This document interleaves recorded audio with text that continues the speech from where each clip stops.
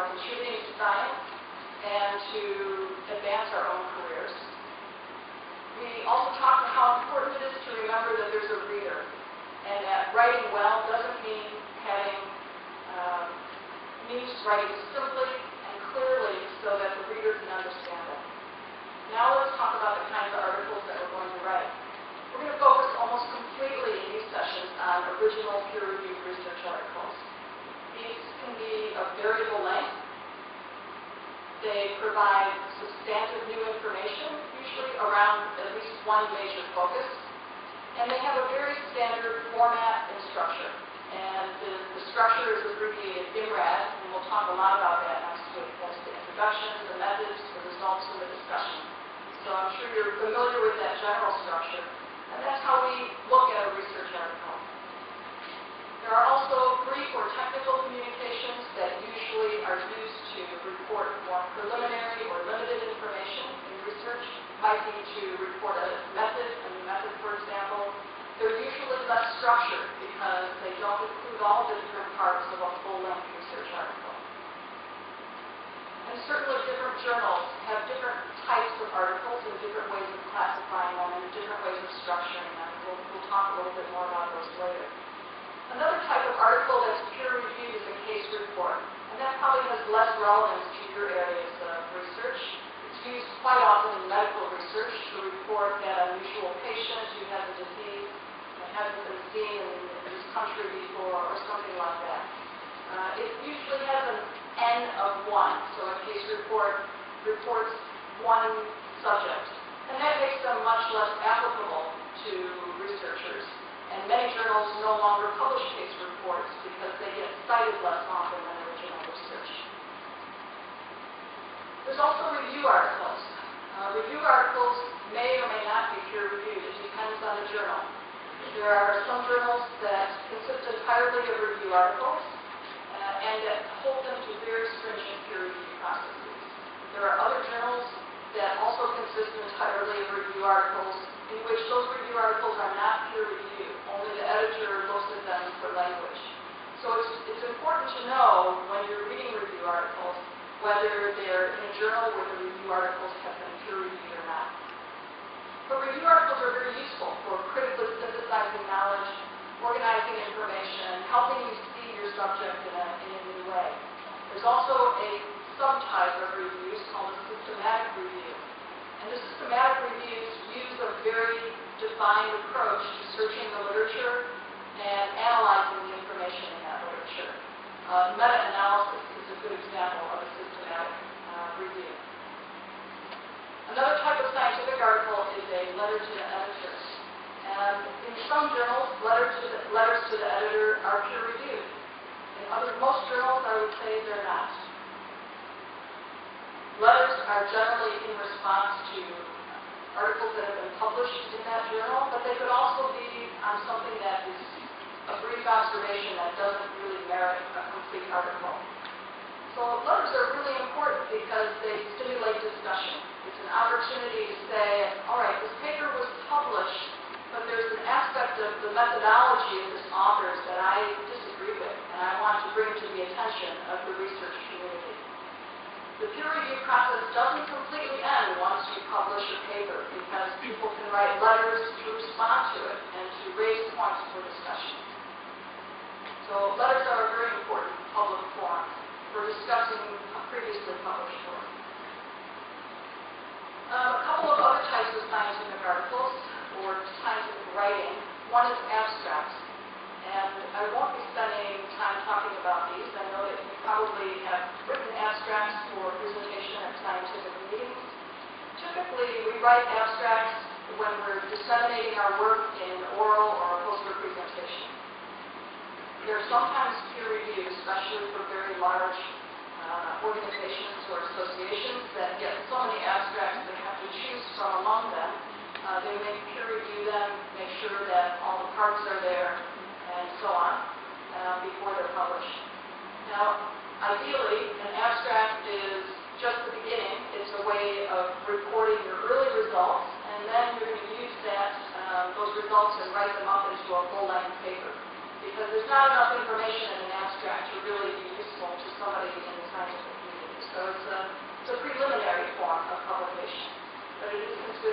original publication. And then finally, a thesis or dissertation, and I know that you've had sessions on how to write that from some of your faculty here.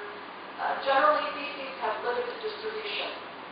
People at Alexandria University won't find out about it, but probably not beyond there. So typically, theses, master's and PhD theses, are written up in the form of peer-reviewed scientific articles to get that information from the institution where you've done the work to the international community, who can then see what you've done.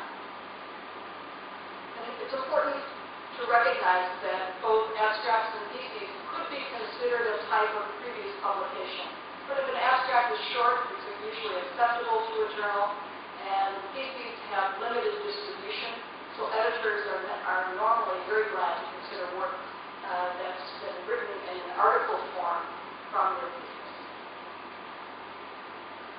Okay, I'd like to now just focus briefly on responsible writing and publishing. I have this in quotes because I didn't make it up myself, but I couldn't remember who said it. The scientific enterprise is built on a foundation of trust. And that's, again, one of these important concepts that I'm hoping to convey. And that scientific journals have a big role in maintaining this trust in terms of what you're writing and submitting to that journal, in terms of the process that's used to evaluate it, and in terms of the publication itself. So you have some responsibilities as an author when you're writing a paper. You have a responsibility to write as good of a paper as you can in accordance with the format for the journal that you're planning to submit it to. You have a responsibility to adhere to accepted guidelines for ethical reporting, and we'll talk a lot about those. And again, journals will convey this to you very significantly in their author guidelines. And it's important as an author to respect the reviewers and the editor and other people who might be involved in the process of writing and publishing. We're all professionals, or we're all trying to become professionals, and writing is a very important part of what you do. Many of the people who are involved with journals and evaluating your papers are doing so on a volunteer basis because they want to see good science be published, and they also want to help you out as an author. So it's a process in which we try to respect one another and help each other to uphold the trust that underlies science. When we write a paper, we want it to be complete and accurate. We also want coherent publication. We want to publish a study that has a lot of merit to it, and and we don't want to inappropriately cut our research into very small slices of small papers. Certainly, a thesis has the potential to produce several scientific papers, but we don't want to publish partial or small amounts of results because it undermines, it fragments the literature, and it makes it more difficult for the reader to understand the implications of that study. Importantly, we want to publish original work only. We don't want to publish the same data in more than one journal at a time. And we're only going to publish data that we have generated and can take responsibility for. And I'd like to emphasize focusing on quality rather than quantity. A lot of pressure to publish a lot of papers, and you're going to always be balancing that pressure. But keep in mind that quality is what people will recognize when they're reading papers. All right, lastly, mentoring. Mentoring is really critical to the future success of science. And I'm going to define what a mentor is. And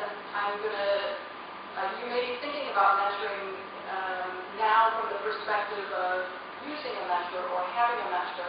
But as you progress in your scientific careers, you're also going to be mentors to other people who are in training.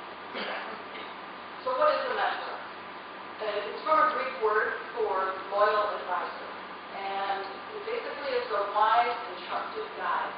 So it's someone who is often our teacher or our supervisor, our advisor, who's going to encourage us, give us support, give us advice, give us guidance. It's someone that we feel that we can make mistakes with, because it's always hard to make mistakes. We're worried about whether we're doing the right thing. Who can I ask and not feel stupid about asking a question with? This is someone that we would think of as a mentor, that we can go to and feel feel confident that they have our best interest in mind and will give us the kind of guidance and support that will help us learn and grow as scientists. So why is mentoring important? Because there's different parts to scientific writing. You're going to need a mentor to learn how to do good science. You can't walk into a laboratory and just learn it on your own. So we rely on people who teach us things and who help us learn the scientific community, help us learn what's right and wrong to do in the laboratory, and similarly, how to do things right and wrong when we're publishing our paper. And we also need guidance when it comes to the writing process. There's a lot of steps involved in writing, and it really helps to be working with someone who has experience writing a scientific paper when it comes to writing our own papers. So in terms of scientific writing and publishing, mentoring is important to give us feedback. We really need feedback when we're writing. In fact, if you talk to many people who write, they'll say that I learned how to write by being edited. And certainly when I was a graduate student, I remember giving one of my papers to one of the faculty at the veterinary school at the University of Minnesota, and it came back, this was in the days before there were computers, it came back completely covered with blue pencil from top to bottom. Every line on the paper had some mark, some correction, something scratched out, something inserted. And I was mortified. I thought, my gosh, I thought I did a pretty good job writing that paper. And yet, here's somebody giving it back to me, and nothing looks right. But as I worked through it and read through the different comments and thought about them and deleted some words and added some words, I realized, wow, I really am learning a lot in this process of being edited, where someone has taken the time to show me how I can say something a little bit more clearly and a little bit more concisely, and it certainly was a good way for me to begin to learn. When you get peer review comments back from the reviewers of the journal that you submit your paper to, hopefully they're constructive and useful, but it's a very important way for us to learn how to improve our process of writing. So mentoring is important because it's nice to have someone you trust and know to work with on that process first before you have to send your paper to an international journal and let unknown people have a go at it. So a few resources that I want to begin to introduce you to, and I will mention many of these along the way. The first is, and this is the website that you can see up here, the International Committee of Medical Journal Editors. Medical journals have led the way when it comes to developing guidelines for writing and publishing. And by led the way, I mean that they have developed the leadership and infrastructure for guiding the whole process of scientific writing for other communities, for basic scientists, for social scientists, for the humanities, and so on. In part, there's a lot at stake in medical writing because the accuracy of medical writing has some life-threatening consequences, I suppose. But also the medical journals happen to be very well-funded and very large and very reputable journals. And there are a lot of full-time people involved in editing and working with medical journals. So they put a lot of effort into helping and creating resources for people in all disciplines. So don't be put off by the fact that it's medical. This international committee is looked to by much of the world in biomedical writing as the leaders in an international approach to providing guidelines for how to write, from some of the ethical aspects of writing, how to decide who should be an author on your paper, how to decide what conflicts of interest you need to disclose, how to write a good introduction, etc., from very technical things to the more abstract. So their website is a good resource. Secondly, there's a Council of Science Editors. And there are